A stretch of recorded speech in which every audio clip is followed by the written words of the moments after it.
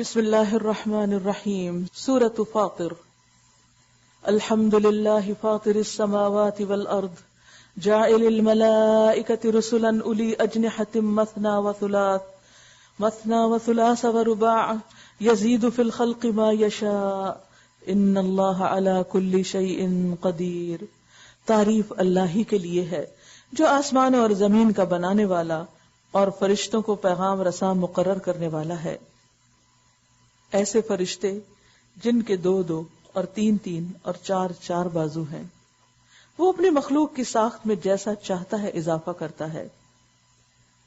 یعنی اللہ نے ساری مخلوق کو ایک لیول، ایک درجے پہ نہیں پیدا کیا، بلکہ ان میں تفاوت رکھا، فرق رکھا، کوئی چھوٹا ہے کوئی بڑا ہے۔ اس فرق کو بھی قبول کرنا چاہیے۔ اللہ نے ہم سے آگے یا ہم سے زیادہ کسی کو دیا تو ہمیں اسے ایکسپٹ کرنا چاہیے۔ بعض لوگ دوسروں کی بڑائی کو، دوسروں کی فضیلت یا دوسروں کو ملنے والی نعمت کو ایکسپٹ نہیں کرتے، اور اسی طرح بعض لوگوں کے پاس ہم سے بھی کم ہے، کچھ بھی مال ہو، علم ہو، کوئی بھی چیز، تو ان کو حقیر نہیں سمجھنا چاہیے۔ تو ہر انسان 2 طرح سے آزمایا جاتا ہے، یا تو اپنے اوپر والوں سے یا اپنے نیچے والوں سے۔ اوپر والوں کو دیکھ کر انسان کو صبر کرنا چاہیے اور نیچے والوں کو دیکھ کر شکر کرنا چاہیے۔ اللہ نے چونکہ سب کو ایک لیول پر رکھا نہیں، لہذا اگر کوئی اس کے لیے بھاگ دوڑ بھی کوشش کرے گا کہ ایسی کو مساوات قائم کر دے، تو وہ کیا کرے گا؟ فطرت کے اصولوں کے خلاف جائے گا، اور ایسی خلاف ورزی میں حاصل کچھ بھی نہ ہوگا۔ ان اللہ علی کل شیء قدیر، بے شک اللہ ہر چیز پر قدرت رکھتا ہے۔ اللہ جس رحمت کا دروازہ بھی لوگوں کے لیے کھول دے، اسے کوئی روکنے والا نہیں۔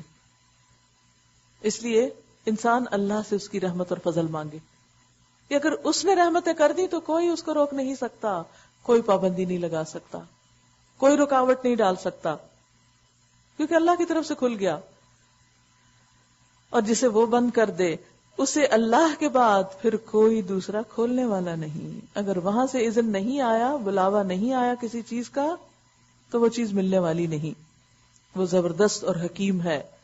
لوگو، تم پر اللہ کے جو احسانات ہیں انہیں یاد رکھو۔ کیا اللہ کے سوا کوئی اور خالق بھی ہے جو تمہیں آسمان اور زمین سے رزق دیتا ہو؟ کوئی معبود اس کے سوا نہیں۔ آخر تم کہاں سے دھوکہ کھا رہے ہو؟ یعنی کون تمہیں بہکا رہا ہے جبکہ بات تمہاری سمجھ میں آ چکی ہے؟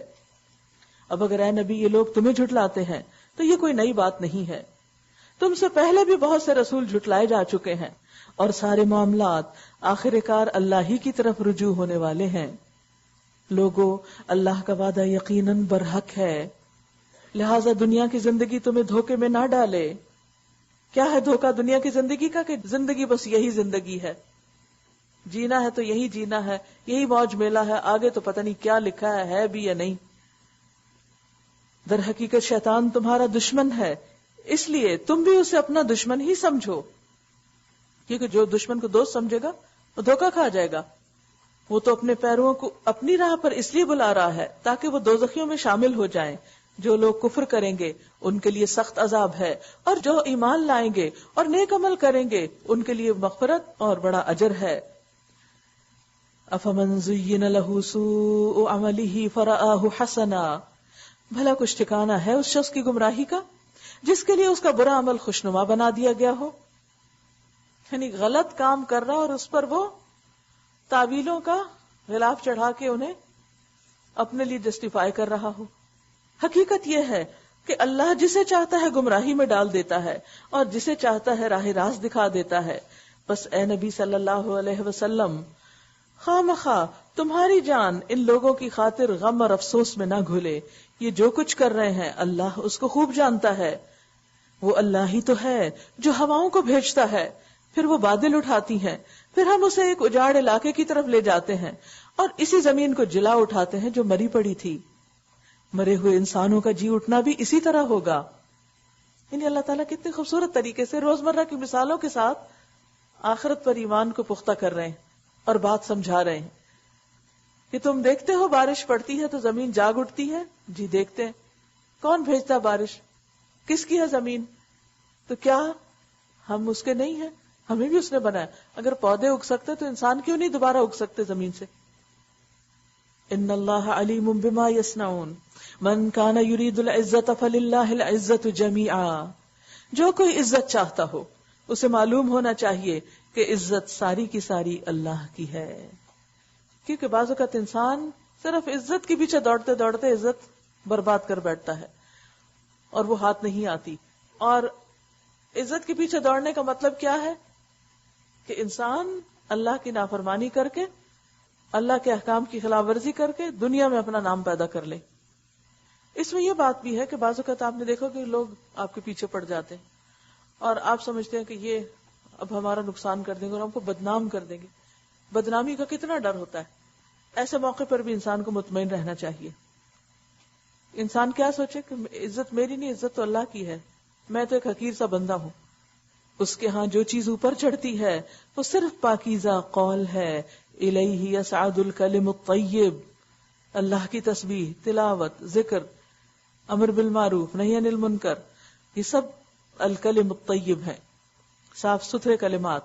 والعمل الصالح یرفعہ، اور عمل صالح اس کو اوپر چڑھاتا ہے. یعنی انسان جب ذکر کے ساتھ ساتھ اچھے عمل کرتا ہے تو پھر ذکر بھی اوپر جاتا ہے اور عمل اس کے لیے ایک فورس بن جاتا ہے. مثلا اگر ایک انسان ویسے ذکر کرے لیکن اللہ کی نافرمانی بھی ساتھ ساتھ کرے تو ذکر تو اس کا ہے مگر اس کو اوپر اٹھانے والی کوئی چیز ہی نہیں ہے. رہے وہ لوگ جو بےہودہ چال بازیاں کرتے ہیں تو ان کے لیے سخت عذاب ہے اور ان کا مکر خود ہی غارت ہونے والا ہے. اللہ نے تم کو مٹی سے پیدا کیا، پھر نطفہ سے، پھر تمہارے جوڑے بنا دیے، یعنی مرد اور عورت. کوئی عورت حاملہ نہیں ہوتی نہ بچہ جنتی ہے مگر یہ سب کچھ اللہ کے علم میں ہوتا ہے. کوئی عمر پانے والا عمر نہیں پاتا اور نہ کسی کی عمر میں کچھ کمی ہوتی ہے مگر یہ سب کچھ ایک کتاب میں لکھا ہوتا ہے. اللہ کے لیے یہ بہت آسان کام ہے. اور پانی کے دونوں ذخیرے یکساں نہیں ہیں. اب جیسے فرشتوں کے تفاوت بتائے، یہاں باقی چیزوں کا بھی بتایا جا رہا ہے کہ ہر ایک کے اندر درجے ہیں. کسی کو لمبی عمر ملتی ہے، کسی کو کم ملتی ہے، وہ بھی اللہ ہی کے اذن سے اور حکم سے ہے. پھر اسی طرح دو سمندر ایک جیسے نہیں. پانی کے دو ذخیرے، ایک میٹھا اور پیاس بجھانے والا ہے، پینے میں خوشگوار، اور دوسرا سخت کھاری کی حلق چھیل دے. انسان بھی پانی سے بنا ہے. کچھ لوگ میٹھے ہوتے ہیں، کچھ کھاری ہوتے ہیں. کچھ لوگوں سے آپ بات کریں تو رس گھول دیں گے آپ کے کانوں میں، اور کچھ سے بات کریں تو وہ سما خراشی کریں گے. اب آپ کہتے ہیں کہ سما خراشی والے بھی کسی طرح سویٹ ہو جائیں، وہ نہیں ہوں گے. آپ کو ایڈجسٹ کرنا پڑے گا، خود کو ایکسپٹ کر لیں کہ یہ کھاری پانی والے ہیں. بندوں میں بھی اسی طرح کا فرق ہے. جب ہم ایکسپٹ کر لیتے ہیں نا تو پھر کیا کرتے ہیں، مثلا پانی پینے کے 2 گلاس رکھے ہوئے ہیں، ایک میٹھا پانی ہے اور ایک کھاری پانی ہے، کڑوا پانی. یہاں تو نہیں ہوتا لیکن اپنے ہاں جب نلکے لگائے جاتے ہیں تو کھاری پانی بھی نکلتا ہے اور بچے کو پتا ہے کہ کھاری کیا اور میٹھا کیا ہے. تو بہرحال جب آپ کے سامنے چوائس ہوتی ہے تو پھر آپ کیا لیتے ہیں، میٹھا لیتے ہیں اور کڑوے کو ایک طرف کر دیتے ہیں. اللہ نے ہم کو چوائس دی ہے. مختلف طرح کے لوگ ہیں، ان کے ساتھ معاملہ کرتے ہوئے جو تو اچھے لوگ ہیں ان کے ساتھ تو ہم خود ہی اچھے ہو جاتے ہیں، اور جو کھاری ہیں ہم ان سے بچ کے رہیں کہ ان کے کھاری پن کو ٹریگر نہ کریں، اور پہلے سے تیار رہیں. ان سے ایسی ہی بات کی توقع ہوگی، یہ کہنے والے ہیں اور میں ہارنے والی نہیں، مجھے صبر کے ساتھ برداشت کر جانا ہے. وہ اپنی خو سے باز نہیں آتے اور میں اپنی طرح سے باز نہیں آتی.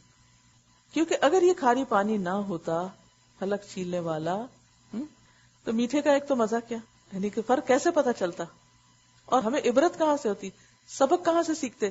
مگر دونوں سے تم تر و تازہ گوشت حاصل کرتے. دونوں ہی کام کے ہوتے ہیں بھائی. کچھ لوگ کھاری والے کو کاٹ کے رکھ دیتے اپنے سے اور اس کے اندر جو خیر ہوتی ہے وہ ساتھ ہی چلی جاتی.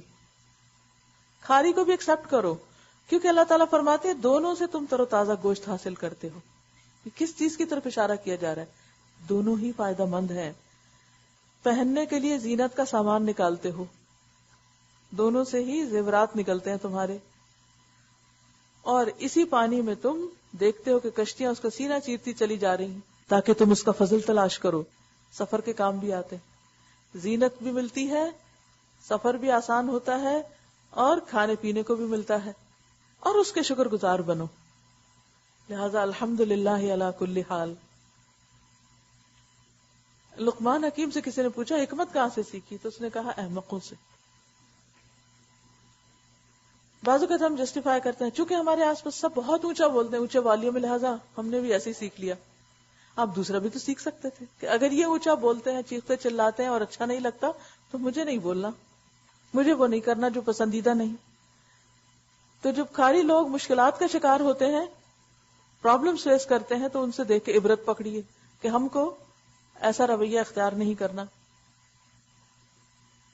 وہ دن کے اندر رات کو اور رات کے اندر دن کو پروتا ہوا لے آتا ہے. چاند اور سورج کو اس نے مسخر کر رکھا ہے. یہ سب کچھ ایک وقت مقرر تک چلے جا رہا ہے. وہی اللہ جس کے یہ سارے کام ہیں تمہارا رب ہے. بادشاہی اسی کی ہے. اسے چھوڑ کر جن دوسروں کو تم پکارتے ہو وہ ایک پرے کاہ کے بھی مالک نہیں، ایک چھوٹے سے تنکے کے بھی مالک نہیں. انہیں پکارو تو وہ تمہاری دعائیں سن نہیں سکتے، اور سن لیں تو تمہیں ان کا کوئی جواب نہیں دے سکتے. اور قیامت کے روز وہ تمہارے شرک کا انکار کر دیں گے، یعنی صاف کہہ دیں گے کہ ہم نے کبھی نہیں ان سے کہا تھا کہ ہم خدا کے شریک ہیں یا تم ہماری عبادت کرو. حقیقت حال کی ایسی صحیح خبر تمہیں خبردار کے سوا کوئی نہیں دے سکتا. اللہ نے پہلے ہی بتا دیا کہ یہ ہونے والا ہے، کہ قیامت کے دن وہ تمہارے شرک کا انکار کر دیں گے، لیکن ہم ابھی سمجھ نہیں پا رہے. یا ایھا الناس انتم الفقراء الی اللہ، اے لوگو تم ہی اللہ کے محتاج ہو، اور اللہ تو غنی اور حمید ہے. سارے انسان محتاج ہیں، ضرورت مند ہیں. یا ایھا الناس، کل کے کل، عوام خواص، امیر غریب بادشاہ فقیر، سبھی. انتم الفقراء، سب محتاج، اور اللہ تو غنی اور حمید ہے، بے نیاز ہے، تعریف والا ہے. وہ چاہے تو تمہیں ہٹا کر کوئی نئی مخلوق تمہاری جگہ لے آئے. یعنی اگر تم اللہ کی عبادت نہیں کرو گے، اطاعت نہیں کرو گے، تو وہ کسی اور کو تمہاری جگہ لے آئے گا، کسی اور کو پیدا کر دے گا، ریپلیس کر دے گا. ایسا کرنا اللہ کے لیے کچھ بھی دشوار نہیں، ذرا بھی مشکل نہیں. کوئی بوجھ اٹھانے والا کسی دوسرے کا بوجھ نہ اٹھائے گا، اور اگر کوئی لدا ہوا نفس اپنا بوجھ اٹھانے کے لیے پکارے گا تو اس کے بوجھ کا ایک ادنا حصہ بھی بٹانے کے لیے کوئی نہ آئے گا. پہلی بات تو یہ کہ کوئی کسی کا بوجھ اٹھائے گا نہیں. اور اگر کوئی خود بلا لے، بعض اوقات ایسا ہوتا ہے نا کہ آپ کو مدد چاہیے ہوتی ہے لیکن کوئی آگے بڑھتا ہی نہیں مدد کرنے کے لیے، تو آپ گرتے پڑتے اپنی چیزیں اٹھا کے چل پڑتے ہیں کہ بے حس لوگ ہیں، خود سے ان کو نہیں سمجھ آتی. بعض اوقات بچوں پہ آپ غصہ کرتے ہیں نا، آپ کام کر رہے ہیں ان کو نہیں نظر آ رہا اور آپ کیے چلے جا رہے ہیں اور وہ بیٹھے ہیں ٹانگ پہ ٹانگ رکھ کے، تو اس میں انسان کو پھر بہت غصہ آتا ہے. بعض اوقات آپ کیا کرتے ہیں، آپ بلا ہی لیتے ہیں، ادھر آؤ، سن لو، کبھی تو سمجھا بھی کرو، یہ کام کرو، تو پھر بھی نہیں کرتا، پھر بھی ہٹ در بھی کوئی اور بہانہ کر دے گا. قیامت کے دن جب انسان اپنے گناہوں کے بوجھ تلے دبا ہوگا تو کیا چاہے گا کہ کوئی مجھ پہ طرز کھائے، کوئی اٹھا لے میرا بوجھ مجھ سے. جب دیکھے گا کوئی نہیں اٹھاتا تو وہ کسی کو بلائے گا، آؤ تم ہی کچھ اٹھا لو، تو وہ دوسرا صاف نہ کر دے گا، صاف منع کر دے گا، انکار کر دے گا کہ نہیں، میرا تو اپنا بہت ہے، میں تمہارا کیسے اٹھاؤں. کوئی کسی کا بوجھ نہیں اٹھائے گا. لا تزر وازرۃ وزر اخری، اور اگر کوئی بلائے گا بھی تو وہ کچھ اٹھا نہ سکے گا. وَلَوْ كَانَ ذَا قُرْبَىٰ، خواہ وہ قریب ترین رشتہ دار کیوں نہ ہو. اے نبی، تم صرف ان لوگوں کو متنبہ کر سکتے ہو جو بن دیکھے اپنے رب سے ڈرتے ہیں. وَأَقَامُوا الصَّلَاةَ، اور نماز قائم کرتے ہیں. وَمَن تَزَكَّىٰ فَإِنَّمَا يَتَزَكَّىٰ لِنَفْسِهِ، اور جو پاکیزگی اختیار کرتا ہے وہ اپنی ہی بھلائی کے لیے کرتا ہے. یعنی سب اپنے آپ کا تزکیہ اپنے فائدے کے لیے کرتے ہیں. تزکیہ کہتے ہیں صفائی کو، صرف ظاہر نہیں باطن بھی، صرف باطن نہیں ظاہر بھی. حدیث میں آتا ہے کہ بندہ اپنے کندھوں پر گناہوں کے بوجھ اٹھائے ہوئے ہوتا ہے اور سر پر. جب نماز کے لیے رکوع میں جاتا ہے تو وہ بوجھ گر جاتے ہیں، جب سجدے میں جاتا ہے تو باقی بھی گر جاتے ہیں. تو کیا ہوتا ہے، پاک صاف ہو کے باہر نکل آتا ہے. یہ بھی تزکیہ ہے. جو ایسا کرے گا، نہیں بوجھ اکٹھا ہی کیوں ہونے دے رہے ہیں کہ کوئی اور اٹھائے یا کسی کو بلائیں. ساتھ کا ساتھ صاف کرتے چلے جائیں. وضو گناہوں کو جھاڑتا ہے، نماز گناہوں کی ازالے کا ذریعہ بنتی. صلاۃ کا لفظی معنی بھی گناہوں کو جلانے والی کیا گیا ہے. اسی طرح روزے، من صام ایمانا واحتسابا غفر له ما تقدم من ذنبه. رات کا قیام لیلۃ القدر کی تلاش، یہ ساری چیزیں کیا ہیں؟ گناہوں کو جھاڑنے والی. عمرہ، حج، یہ ساری چیزیں گناہوں کو دھونے والی ہیں. تو کوشش یہ کریں کہ جب اللہ کے حضور جائیں تو کوئی بوجھ ہو ہی نہ، کیونکہ اگر یہاں صفائی نہیں کی تو پھر وہاں کی آگ میں صفائی ہوگی، اور وہ بڑی سخت آگ ہے. وَإِلَى اللَّهِ الْمَصِيرُ، اور اللہ کی طرف سب کو پلٹنا ہے. وَمَا يَسْتَوِي الْأَعْمَى وَالْبَصِيرُ، اندھا اور آنکھوں والا برابر نہیں، کیونکہ آنکھوں والا دیکھتا ہے تو صاحب ایمان صاحب بصیرت ہوتا ہے، اچھے برے کا فرق پہچانتا ہے. نہ تاریکیاں اور روشنی یکساں ہے، یعنی جہالت اور علم ایک جیسا نہیں، نہ ٹھنڈی چھاؤں اور دھوپ کی تپش ایک جیسی ہے. کبھی آپ نے دیکھا ہوگا کہ دھوپ میں آپ تھوڑی دیر کے لیٹے تو جسم تپ جاتا ہے، اور اگر آپ چھاؤں میں آئے تو کیسے آنکھیں کھل جاتی ہیں اور یوں لگتا ہے جیسے سکھ آ گیا ہو.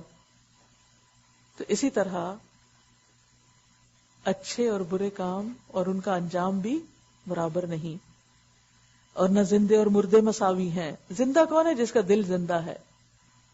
وہ شخص مر کے بھی زندہ رہتا ہے جو اچھے اچھے کام کرتا رہتا ہے، کہ مرنے کے بعد وہ کام اس کے لیے صدقہ جاریہ بنتے ہیں اگر وہ دوسروں کو فائدہ پہنچانے کی نیت سے کرے اور اللہ کو راضی کرنے کے لیے.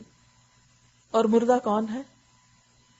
جس کا دل مردہ ہے، شعور نہیں، ضمیر نہیں، دل نہیں، دماغ، کچھ بھی نہیں، وہ صرف صم بکم عمیٌ ہے. اللہ جسے چاہتا ہے سنواتا ہے. مگر اے نبی، تم ان لوگوں کو نہیں سنا سکتے جو قبروں میں مدفون ہیں، جو دنیا میں پوری طرح ڈوبے ہوئے ہیں. تم تو بس ایک خبردار کر دینے والے ہو. ہم نے تم کو حق کے ساتھ بھیجا ہے، بشارت دینے والا اور ڈرانے والا بنا کر، اور کوئی امت ایسی نہیں گزری جس میں کوئی ڈرانے والا نہ آیا ہو. اور اب اگر یہ لوگ تمہیں جھٹلاتے ہیں تو ان سے پہلے گزرے ہوئے لوگ بھی جھٹلا چکے ہیں. ان کے پاس ان کے رسول کھلے دلائل اور صحیفے اور روشن ہدایات دینے والی کتاب لے کر آئے. پھر جن لوگوں نے نہ مانا ان کو میں نے پکڑ لیا، اور دیکھو میری سزا کیسی سخت تھی. یہ آیات بہت ہی اہم آیات ہیں. اس میں اللہ سبحانہ وتعالی لوگوں کی محتاجی اور اپنی بے نیازی کا ذکر کر رہے ہیں. پھر قیامت کے دن کا ذکر ہے کہ وہاں کیا چیز کام آئے گی، اور پھر تزکیہ کی بات ہے. پھر اندھا اور دیکھنے والا، روشنی اور اندھیرا، علم اور جہالت، اور یہ سب چیزیں ایک جیسی نہیں، اس کا فرق بتا دیا گیا. اور پھر کتاب روشن کی بات کی گئی کہ انسان اس سے رہنمائی لے. اس پر لیکچر ہے انسان اللہ کا محتاج ہے. جب آپ پہلی دفعہ کسی سے ملیں یا ابتدا میں کسی کو دین کی طرف لانا چاہیں تو آپ ان کو یہ لیکچر دے سکتے ہیں، کیونکہ لوگ سمجھتے ہیں نا کہ شاید کوئی ہمیں دین کی طرف بلاتا ہے تو ان کو کوئی ضرورت ہے ہماری. نہیں، انسان اللہ کا محتاج ہے. اللہ کو ہماری عبادت کی ضرورت نہیں، ہمیں ضرورت ہے. تو اس کے انگلش ٹرانسلیشن بھی موجود ہے، مین نیڈز اللہ. الم تر ان اللہ انزل من السماء ماء، کیا تم دیکھتے نہیں ہو کہ اللہ آسمان سے پانی برساتا ہے، پھر اس کے ذریعے سے ہم طرح طرح کے پھل نکال لاتے ہیں جن کے رنگ مختلف ہوتے ہیں. پہاڑوں میں بھی سفید، سرخ اور گہری سیاہ دھاریاں پائی جاتی ہیں جن کے رنگ مختلف ہوتے ہیں. اگر آپ کبھی جہاز کی سیر کریں اور پہاڑوں پر سے گزرے تو آپ کو یہ دھاریاں دیکھنے کو ملیں گی، خود اپنی آنکھوں سے دیکھ سکتے ہیں. اور اسی طرح انسانوں اور جانوروں اور مویشیوں کے رنگ بھی مختلف ہیں. یعنی جس طرح سٹیٹس میں فرق ہے اسی طرح رنگوں میں بھی فرق ہے، ہر چیز میں اختلاف ہے. انما یخشی اللہ من عبادہ العلماء، بے شک اللہ سے ڈرتے ہیں اس کے علم والے بندے. لہذا کیا ضروری ہے؟ علم حاصل کریں، دین کا بھی اور دنیا کا بھی، کیونکہ دنیا کا علم اگر انسان کو اللہ کی طرف لے جائے تو وہ بھی نفع مند علم ہے، بہترین علم ہے. کیونکہ دنیا کس نے بنائی؟ پہاڑ کس نے بنائے؟ اگر کوئی پہاڑوں کا علم حاصل کرتا ہے اور اس پہ ریسرچ کرتا ہے، پودوں پہ کرتا ہے، پھولوں پہ، پھلوں پہ، مختلف رنگ کی چیزوں پہ، تو یہ سب بنایا کس نے ہے؟ اللہ ہی نے بنایا ہے. اور اللہ کی چیزوں کو محبت کی نظر سے دیکھنا اور اس سے سیکھنا اور اس کو آگے سکھانا، یہ بھی پھر اجر کا باعث بنتا ہے. بے شک اللہ زبردست اور درگزر فرمانے والا ہے. ان الذين يتلون كتاب الله واقاموا الصلاه وانفقوا مما رزقناهم سرا وعلانية يرجون تجارة لن تبور. جو لوگ اللہ کی کتاب کی تلاوت کرتے ہیں، آپ سب کرتے ہیں، رمضان میں ایک قرآن اپنی زبان سے پڑھ کے ختم کیجئے، کم از کم، یہ منیمم ہے. نبی صلی اللہ علیہ وسلم نے آخری سال جب مدارست کی تھی جبریل علیہ السلام کے ساتھ تو 2 دفعہ سنایا تھا. پھر اسی طرح کوشش کریں کہ تراویح میں سنیں. ترجمے سے خیر آپ یہاں سن ہی رہے ہیں، لیکن یہ ہے کہ یہ انتہائی لازمی. یتلونا کا جو لفظ ہے یہ صرف خالی قرات کے لیے نہیں ہوتا، سمجھی ہوئی قرات کے لیے. اور پھر نماز کا قائم کرنا، عام حالات میں بھی پابندی، لیکن خصوصاً رمضان میں بہت احتیاط کہ کسی وجہ سے نماز کو ڈیلے نہ ہو۔ پھر رزق خرچ کرنا، عام دنوں میں بھی خرچ کرتے ہیں لیکن خصوصاً رمضان میں مختلف طریقوں پر آپ کر سکتے ہیں، زکوٰۃ بھی دے سکتے ہیں، صدقہ خیرات بھی دے سکتے ہیں، صدقہ فطر اب نکالنے کا وقت آ رہا ہے۔ پھر اسی طرح افطار کرا سکتے ہیں روزے دوسروں کے، کیونکہ دوسرے کو روزہ افطار کرانے کا اتنا اجر ہے جیسے خود روزہ رکھنے کا۔ مثلا اگر آپ 100 لوگوں کی افطار کا بندوبست کرتے ہیں تو آپ کو کیا ملے گا؟ 100 روزوں کا ثواب۔ 100 روزے آپ کب رکھیں گے؟ 30 تو رکھنے مشکل ہوتے ہیں، اور سال بھر قضا بھی رکھنی مشکل ہو جاتی ہے، تو ہم تو سال بھر میں بھی 100 نہیں رکھتے۔ تو اللہ نے ایک اور راستہ ہم کو دکھا دیا کہ ہم کسی بھی چیز سے، کھجور کا ٹکڑا ہی کیوں نہ ہو۔ تو یہ ایک اسلامی کلچر ہے۔ گھر کے اندر تو 100 لوگ نہیں ہوتے نا، اور اگر بلائیں تو تب بھی کیا ہوتا ہے کہ پھر بہت سارا وقت چلا جاتا ہے، کیونکہ ہم صرف روزہ کھلانے پہ تھوڑی لمبے اہتمام میں پڑ جاتے ہیں۔ لہٰذا جہاں کہیں ایسے مواقع ہوں، جیسے مختلف مساجد میں یا اداروں میں یا جہاں بھی، کیونکہ بعض جگہوں پر مسلمان اسکولوں میں ادھر ادھر بچے افطار پارٹیز ارینج کرتے ہیں تاکہ روزہ داروں کو بھی کھلائیں اور اس کے ساتھ نان مسلمس کو بھی دعوت دیں، ان کو بھی بتائیں کہ روزہ کیا ہوتا ہے، ان لوگوں کو سپانسر کرنا، یہ ساری ایسی چیزیں ہیں کہ جس سے اجر و ثواب میں اضافہ ہوتا ہے۔ سر و علانیہ، چھپا کے بھی دیں، دکھا کے بھی دیں۔ چھپا کے دینا صرف اللہ کی رضا کے لیے، اللہ کے غضب کو ٹھنڈا کرنے کے لیے، گناہوں کی آگ بجھانے کے لیے، اور دکھا کے دینا کیوں ضروری ہے؟ تاکہ اوروں کو بھی خیال آئے کہ وہ ڈبے رکھے ہیں، اس میں فوڈ ڈرائیو کے لیے کچھ ڈالنا ہے۔ پچھلے ہفتے جب میں ایک ڈبے میں کچھ ڈالنے لگی تو ڈبہ بالکل خالی تھا، تو مجھے بڑا افسوس ہوا۔ میں نے سوچا کہ یا تو علم نہیں لوگوں کو بھی ہوا، یا اس کو بھر کے نکال لیا گیا، تو مجھے خوش فہمی اختیار کرنی چاہیے کہ یہ اتنا بھر گیا تھا کہ اس کو نکال لیا گیا تھا، اب دوبارہ خالی کر کے رکھا گیا۔ یہ تو مجھے وہی بتائیں گے کہ جو یہ سارا انتظام کر رہے ہیں کہ کتنا گیا ہے۔ اگر ہم سب لوگ بھی صرف ایک ایک چیز بھی لا کے ڈال دینا یہ ڈبوں کو، تو ایک نہیں کئی ڈبے بھر جائیں گے۔ تو سر و علانیہ، کیونکہ یہ ہمارے گناہوں کا کفارہ ہے۔ ہم میں سے ہر ایک کو صدقے کی ضرورت ہے۔ اگر آپ کہتے ہیں میرے پاس تو کچھ ہے ہی نہیں، کچھ بھی نہیں، پھر بھی کچھ ہے، چلے ایک دن کا دودھ آپ خود نہ پیئیں، ایک دن کا کھانا آپ خود نہ کھائیں، یا کم کھا لیں اور اسی میں سے کسی کو دے دیں۔ وہ ایک غریب عورت کا قصہ شاید پہلے بھی میں نے شیئر کیا آپ کے ساتھ، کہ اس کے پاس صدقہ کرنے کے لیے کچھ نہیں تھا، اس کے پاس صرف اتنا کھانا ہوتا تھا کہ جس سے ایک ایک روٹی وہ اپنے بچوں کو دے سکے۔ تو وہ کیا کرتی تھی کہ ہر پیڑے میں سے چھوٹا سا ٹکڑا نکال کے الگ رکھ لیتی تھی، ہر پیڑے میں سے چھوٹا چھوٹا چھوٹا، اور اس سے ایک پیڑا اور بن جاتا تھا۔ اینڈ آف دا ڈے، کام کے اختتام پر وہ ایک ایک تو سب کو بانٹ دیتی، اور وہ جو ایک بچتی تھی روٹی اس کو وہ چھپا کے فقیر کو دے دیتی تھی۔ جس نے صدقہ کرنا ہوتا ہے اس کو بڑے رستے پتہ ہیں، وہ رستے ڈھونڈ بھی لیتا ہے، اور جن کو نہیں کرنا ان کے سامنے بڑے بڑے پوسٹر بھی لگا دیے جائیں، وہ دیکھ کے کہتے ہیں سب خود کھانے کے چکر ہیں، ایسی تعویلیں کر کے اس کو چھوڑ کے چلے جائیں گے۔ تو بات یہ ہے کہ ہم سب اللہ کے محتاج ہیں، ہم سب کو اپنے گناہوں کا بوجھ یہاں اتارنا ہے، اور صدقہ بھی کیا کرتا ہے؟ گناہوں کو صاف کرتا ہے۔ یرجون تجارت لن تبور، یہ ایسی تجارت کے امیدوار ہیں جس کو کبھی بھی خسارہ نہ ہوگا، کبھی بھی وہ ختم نہ ہوگی۔ یہ اللہ کے ساتھ بزنس ہے آپ کا، کسی انسان کے ساتھ نہیں۔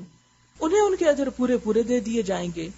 وَيَزِيدَهُم مِّن فَضْلِهِ، اور وہ زیادہ دے گا ان کو اپنے فضل سے، یعنی صرف اتنا نہیں لوٹائے گا، اس سے زیادہ دے گا۔ آپ دے کے دیکھیں تو صحیح کہ اگر آپ کے رزق میں برکت نہ ہو اور اضافہ نہ ہو، آپ کو اللہ دکھا دے گا، کیونکہ اس کا وعدہ سچا ہے۔ انہ غفور شکور، وہ بخشنے والا ہے، قدردان ہے، قدردان ہے وہ دوسروں کے چھوٹے سے فعل کو بھی قدر کی نگاہ سے دیکھتا ہے اور اس کا بھی بدلہ لوٹاتا ہے۔ وہ انسانوں کی طرح نہیں کہ وہ بھول جائے کہ کس نے مجھ پر کیا احسان کیا۔ والذی اوحینا الیک من الکتاب، جو کتاب ہم نے تمہاری طرف وحی کے ذریعے بھیجی ہے وہی حق ہے، تصدیق کرتی ہوئی آئی ہے ان کتابوں کی جو اس سے پہلے آئی تھیں۔ بے شک اللہ اپنے بندوں کے حال سے باخبر ہے، وہ ہر چیز پر نگاہ رکھنے والا ہے۔ ثم اورثنا الکتاب الذین اصطفینا من عبادنا، پھر ہم نے اس کتاب کا وارث بنا دیا ان لوگوں کو جنہیں ہم نے وراثت کے لیے اپنے بندوں میں سے چن لیا۔ پہلے اللہ نے بنی اسرائیل کو چنا تھا اپنے پیغام کے لیے، پھر اس نے بنو اسماعیل کو چن لیا، صحابہ کرام کو سب سے پہلے چنا، پھر اس کے بعد ایک جنریشن کے بعد ایک جنریشن اس کام کے لیے چنی جاتی رہی، جنہوں نے کیا کیا؟ کتاب کی وراثت کا حق ادا کیا، اورثنا الکتاب، جن کو ہم نے کتاب کا وارث بنا دیا۔ انبیاء اپنے پیچھے مال و متاع نہیں چھوڑ کے جاتے، وہ کیا چھوڑتے ہیں؟ علم چھوڑتے ہیں۔ نبی صلی اللہ علیہ وسلم اپنے پیچھے 2 چیزیں چھوڑ کر گئے ہیں۔ آپ نے فرمایا ترکت فیکم امرین لن تضلوا ما تمسکتم بہما کتاب اللہ و سنت رسولی، تمہارے بیچ 2 چیزیں چھوڑ رہا ہوں، جب تک ان کو پکڑے رکھو گے ہرگز گمراہ نہ ہوگے، ایک اللہ کی کتاب اور دوسرے اس کے رسول کی سنت۔ لہذا اللہ نے جن لوگوں کو اس کام کے لیے چنا کہ اپنی کتاب کا علم دیا، اپنی ایک امانت ان کے سپرد کی، اب ان کی 3 کیٹیگریز ہیں، 3 طرح کے ہیں وہ۔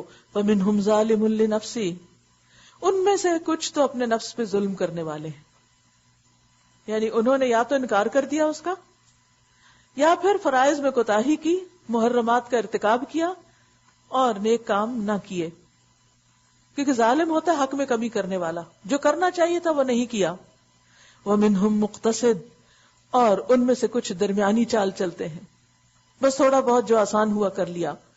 وَمِنْهُمْ سَابِقٌ بِالْخَيْرَاتِ بِإِذْنِ اللَّهِ، اور ان میں سے کچھ سبقت کرنے والے ہیں نیکیوں میں اللہ کے اذن سے۔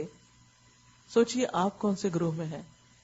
نیکیوں میں اللہ کے اذن سے آگے بڑھنے والے، ہر اپرچونٹی سے فائدہ اٹھانے والے، اور سب سے پہلے پہنچنے والے، سب سے آگے ہونے والے، دوسروں کے لیے مثال بننے والے، نمونے قائم کرنے والے، رول ماڈلز۔ سابقم بالخیرات باذن اللہ ذالک هو الفضل الکبیر، یہ ہے بہت بڑا فضل جس پر یہ ہو جائے کہ وہ اس وراثت کا حق ادا کر دے۔ کل میں نے بات کی تھی کہ ہفتے میں 1 دن مقرر کر لیتے ہیں، مثلا جمعے کا، کہ اس میں کچھ نہ کچھ حفظ کر لیتے ہیں۔ ہر ہفتے اگر ہم 1 آیت بھی یاد کریں، منیمم 1، تو سال کے بعد اگلے رمضان تک آپ کے پاس کتنی آیتیں ہو چکی ہوں گی؟ ہر ہفتے 1 یاد کر لیں، 51 52، 1 ہفتہ کم ہوتا ہے، رمضان پیچھے جلدی آ جاتا ہے، 50 لگا لیں۔ جس کو 50 نئی آیتیں ہر سال یاد ہو جائیں، کیا اس کی نمازیں اچھی نہیں ہو جائیں گی؟ ہو جائیں گی۔ اور ہفتے میں 1 دن تو کوئی بات ہی نہیں، اور 1 گھنٹہ کچھ ہے ہی نہیں، صرف اس کو پلان کرنے کی ضرورت ہے اور اپنے اس گھنٹے کو اس کام کے لیے وقف کرنے کی ضرورت ہے۔ پھر آپ دیکھیں کس طرح پروگرس کرتے ہیں۔ وَمِنْهُمْ سَابِقٌ بِالْخَيْرَاتِ بِإِذْنِ اللَّهِ، سبقت کیسے کرتے ہیں؟ قدم بقدم آگے بڑھتے چلے جاتے، چلنے والے ہی آگے بڑھتے ہیں، رکنے والے آگے نہیں جایا کرتے۔ لہٰذا چلتے رہیے اور اس کتاب کو دن بدن اس میں سے نئی باتیں سیکھتے جائیے اور نئی باتیں آگے پہنچاتے جائیے۔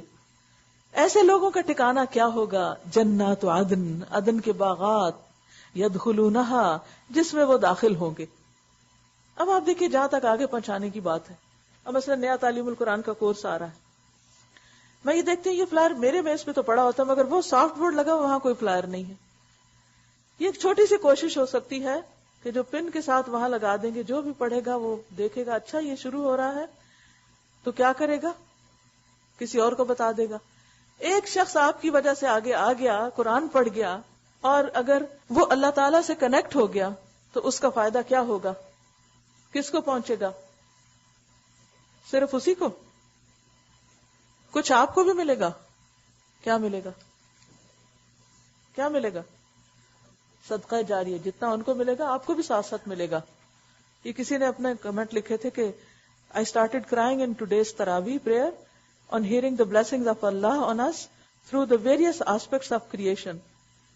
اور پھر اس وقت یہ کہ قرآن کے یہ ترجمے کی یہ جو ہوتی ہے سیشن، اس کی ایکو کہتی ہے میرے مائنڈ میں گونج رہی تھی، اور مجھے آیتوں کے مطلب سمجھ آ رہے تھے، اور مجھے حقیقی معنوں میں بندگی کا لطف آیا۔ اور پھر آخر میں لکھا ہے کہ آپ کا شکریہ کہ آپ نے ہمیں ڈائریکٹ اللہ سے کنیکٹ کر دیا، کیونکہ جب آپ قرآن کو براہ راست سمجھنے لگتے ہیں تو پھر کیا ہوتا ہے؟ پھر پوری توجہ آپ کی اللہ کی طرف چلی جاتی ہے، اللہ کی آیات ان پہ بھی غور کرتے ہیں اور باقی کائنات کی آیات پر بھی غور کرتے ہیں۔ تو اس لیے بہت ضروری ہے کہ جتنے لوگ قرآن سمجھ سکیں وہ ضرور سمجھیں۔ تاکہ وہ کتاب کے وارث بنتے جائیں، اس ورثے کو آگے پہنچانے والے بنے. یہ ورثہ ہم لیں گے تو آگے منتقل کریں گے. ہماری ینگر جنریشنز کو، اپ کمنگ جنریشنز کو کیسے پہنچے گا؟ اسی صورت میں جب ہم اس کے لیے کوشش کریں گے. وَجَاهِدُوا فِي اللَّهِ حَقَّ جِهَادِهِ هُوَ اجْتَبَاكُمْ وَجَاهِدْهُمْ بِهِ جِهَادًا كَبِيرًا وَالَّذِينَ جَاهَدُوا فِينَا لَنَهْدِيَنَّهُمْ سُبُلَنَا.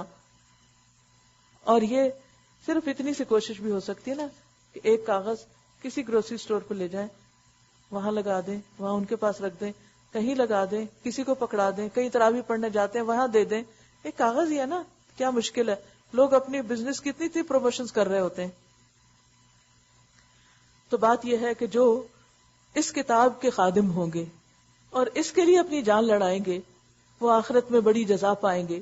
جنات عدن یدخلونہا، ہمیشہ رہنے والی جنتیں، کیونکہ یہ جزا خالصتاً کتاب کی اس بات کے بعد آ رہی ہے.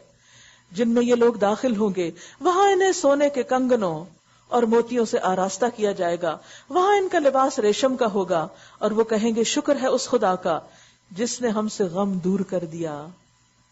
یقیناً ہمارا رب معاف کرنے والا ہے اور قدر فرمانے والا ہے، اس نے ہماری کوششوں کی قدر کی. الذی احلنا دار المقامۃ من فضلہ، جس نے ہمیں اپنے فضل سے ابدی قیام کی جگہ ٹھہرا دیا. اب یہاں نہ ہمیں کوئی مشقت پیش آتی ہے اور نہ تکان لاحق ہوتی ہے. اور جن لوگوں نے کفر کیا ان کے لیے جہنم کی آگ ہے، نہ ان کا قصہ پاک کر دیا جائے گا کہ مر جائیں، اور نہ ان کے لیے جہنم کے عذاب میں کوئی کمی کی جائے گی. اس طرح ہم بدلہ دیتے ہیں ہر اس شخص کو جو کفر کرنے والا ہو. وہاں وہ چیخ چیخ کر کہیں گے کہ اے ہمارے رب ہمیں یہاں سے نکال لے تاکہ ہم نیک عمل کریں ان اعمال سے مختلف جو ہم پہلے کر رہے تھے. انہیں جواب دیا جائے گا کیا ہم نے تم کو اتنی عمر نہ دی تھی کہ جس میں کوئی سبق لینا چاہتا تو سبق لے سکتا تھا، جو سیکھنا چاہتا وہ سیکھ سکتا تھا. حدیث میں آتا ہے اللہ نے اس شخص کا عذر کاٹ دیا، یعنی قبول ہی نہیں کیا، جسے 60 سال تک دنیا میں رکھا. 60 سال کی عمر ہو جائے اور پھر بھی انسان قرآن کو نہ سمجھے، اللہ کی بات نہ سمجھے، تو اس کے پاس کوئی بہانہ نہیں. ایک اور حدیث میں آتا ہے جس کو اللہ نے 70 سال کی عمر کو پہنچا دیا، اس کا کوئی عذر پھر اللہ کے ہاں نہیں چلے گا، کوئی بہانہ نہیں کر سکے گا کہ میں بڑا مصروف تھا، کیونکہ یہ عمر پھر ریٹائرمنٹ کی عمر ہوتی ہے. اگر ساری زندگی موقع نہیں ملا تو اس زندگی میں وقت سے فائدہ اٹھاؤ، نہ کہ ٹیلی ویژن دیکھ دیکھ کے اپنے بڑھاپے کو ضائع کرو. اور تمہارے پاس متنبہ کرنے والا بھی آ چکا تھا، بتانے والے موجود تھے، اب مزہ چکھو، ظالموں کا یہاں کوئی مددگار نہیں ہے. بے شک اللہ آسمانوں اور زمین کی ہر پوشیدہ چیز سے واقف ہے، وہ تو سینوں کے چھپے ہوئے راز تک جانتا ہے. وہی تو ہے جس نے تم کو زمین میں خلیفہ بنایا. اب جو کوئی کفر کرتا ہے اس کے کفر کا وبال اسی پر ہے، اور کافروں کو ان کا کفر اس کے سوا کوئی ترقی نہیں دیتا کہ ان کے رب کا غضب ان پر زیادہ سے زیادہ بھڑکتا چلا جاتا ہے. کافروں کے لیے خسارے میں اضافے کے سوا کوئی ترقی نہیں. اے نبی صلی اللہ علیہ وسلم ان سے کہہ دیجئے کبھی تم نے دیکھا بھی ہے اپنے ان شریکوں کو جنہیں تم خدا کو چھوڑ کر پکارا کرتے ہو؟ مجھے بتاؤ انہوں نے زمین میں کیا پیدا کیا ہے یا آسمانوں میں ان کی کیا شرکت ہے؟ اگر یہ نہیں بتا سکتے تو ان سے پوچھو کیا ہم نے انہیں کوئی تحریر لکھ کے دی ہے جس کی بنا پر یہ اپنے شرک کے لیے کوئی صاف سند رکھتے ہو؟ نہیں، بلکہ یہ ظالم ایک دوسرے کو محض فریب کے جھانسے دیے جا رہے ہیں. حقیقت یہ ہے کہ اللہ ہی ہے جو آسمانوں اور زمین کو ٹل جانے سے روکے ہوئے ہے، اور اگر وہ ٹل جائیں تو اللہ کے بعد کوئی دوسرا تھامنے والا نہیں ان کو. بے شک اللہ بڑا حلیم ہے اور درگزر فرمانے والا ہے. یہ لوگ کڑی کڑی قسمیں کھا کر کہا کرتے تھے اگر کوئی خبردار کرنے والا ان کے ہاں آ گیا ہوتا تو یہ دنیا کی ہر دوسری قوم سے بڑھ کر راست رو ہوتے، مگر جب خبردار کرنے والا ان کے پاس آ گیا تو اس کی آمد نے ان کے اندر حق سے فرار کے سوا کسی چیز میں اضافہ نہ کیا. یہ زمین میں اور زیادہ استکبار کرنے لگے اور بری بری چالیں چلنے لگے، حالانکہ بری چالیں اپنے چلنے والوں ہی کو لے بیٹھتی ہیں. اب کیا یہ لوگ اس کا انتظار کر رہے ہیں کہ پچھلی قوموں کے ساتھ اللہ کا جو طریقہ رہا ہے وہی ان کے ساتھ بھی برتا جائے؟ یہی بات ہے تو تم اللہ کے طریقے میں ہرگز کوئی تبدیلی نہ پاؤ گے، اور تم کبھی نہ دیکھو گے کہ اللہ کی سنت کو اس کے مقرر راستے سے کوئی طاقت پھیر سکتی ہو. کیا یہ لوگ زمین میں کبھی چلے پھرے نہیں ہیں کہ انہیں ان لوگوں کا انجام نظر آتا جو ان سے پہلے گزر چکے ہیں اور ان سے بہت زیادہ طاقتور تھے؟ اللہ کو کوئی چیز عاجز کرنے والی نہیں ہے، نہ آسمانوں میں اور نہ زمین میں. وہ سب کچھ جانتا ہے اور ہر چیز پر قدرت رکھتا ہے. اگر کہیں وہ لوگوں کو ان کے کیے کرتوتوں پر پکڑتا تو زمین پر کسی جاندار کو جیتا نہ چھوڑتا. اللہ بڑا درگزر کرنے والا ہے، اسی لیے ہم کو مہلت ملی ہوئی ہے کہ ہم اب پلٹ آئیں. مگر وہ انہیں ایک مقرر وقت تک کے لیے مہلت دے رہا ہے. پھر جب ان کا وقت آ پورا ہوگا تو اللہ اپنے بندوں کو دیکھ لے گا. اللہ کے ساتھ ملاقات تو ہر ایک کو کرنا ہے، لہذا ہمارا بھلا، ہمارا فائدہ، ہماری خوشی اسی میں ہے کہ ہم اللہ کی طرف پلٹ آئیں. دنیا تو ہم نے دیکھ لی، دنیا کی بے وفائیاں بھی دیکھ لی، دنیا کی پریشانیاں اور غم بھی دیکھ لیے، دنیا کی بے ثباتی بھی دیکھ لی. اصل میں کسی بھی چیز کو قرار نہیں. اصل سکون ہے تو اللہ کے کلام میں، اصل خوشی ہے تو اس کی یاد میں، اور اصل کامیابی ہے تو آخرت کی کامیابی، جس کی طرف ہم سب کو پلٹ کر جانا ہے. سورۃ یاسین ایک سٹریچ میں پڑھیں گے، اس لیے میں نے جان بوجھ کے چھوڑ دی. وآخر دعوانا ان الحمد للہ رب العالمین. السلام علیکم ورحمۃ اللہ. آج ذکرن کثیرہ کا بات آئی ہے قرآن میں، تو ذکرن کثیرہ کی بات آئی ہے تو دیکھنے کی ضرورت ہے کہ ہمارے گھروں میں کیا ہو رہا ہے. صحابہ کرام جب واش روم کی حاجت ہوتی تھی ان کو، تو وہ منہ میں پتھر رکھا کرتے تھے، کیونکہ ان کی زبانیں ذکر کی اتنی عادی ہوتی تھی کہ وہاں جا کر کہیں ان کے منہ سے اللہ کا ذکر نہ نکل جائے. اور آج ہمارے بچے اور عورتیں خاص طور پر جب واش روم جاتی ہیں تو بس بھول جاتی ہیں. مائیں جو اپنے بچوں سے جان چھڑاتی ہیں، واش روم گئی بس بھول گئی، ادھر 1 گھنٹہ لگا کے نہا دھو کے اتنی دیر لگاتی ہیں. تو آپ سوچیں کہ کتنے گھنٹے ہماری زندگی میں سے مائنس ہو جاتے ہیں جو ذکر میں لگنے چاہیے تھے. تو اپنے بچوں کو بھی یہ سمجھائیں کہ جیسے ہی جاتے ہیں ہم واپس آ کے کیا کہتے ہیں، غفرانک، اللہ معاف کر دے، ہم کو بخش دے کہ تیرے ذکر سے ہم اتنی دیر دور رہے. اور دوسری بات یہ کہ ایک دفعہ ایک شخص بہت رویا، اس کا باپ فوت ہو گئے تو وہ بہت رویا، روتا جاتا تھا. تو لوگوں نے کہا کہ آپ کیوں اتنے اداس ہو، بس کرو، فوت ہو گئے. تو اس نے کہا میں اس بات پہ تھوڑی رو رہا ہوں کہ میرا باپ مر گیا، بلکہ میں اس بات پہ رو رہا ہوں کہ میرے باپ نے مجھے نماز نہیں سکھائی، نماز جنازہ مجھے پڑھنی نہیں آتی. میں نے PhD کر لی لیکن میں نے نماز جنازہ نہیں سیکھی. میرے باپ نے تو مجھے اتنا کچھ دیا لیکن میں واپس پلٹ کے اس کو کچھ نہیں دے سکتا. سبحانک اللہم و بحمدک نشہد ان لا الہ الا انت نستغفرک و نتوب الیک. السلام علیکم ورحمۃ اللہ وبرکاتہ.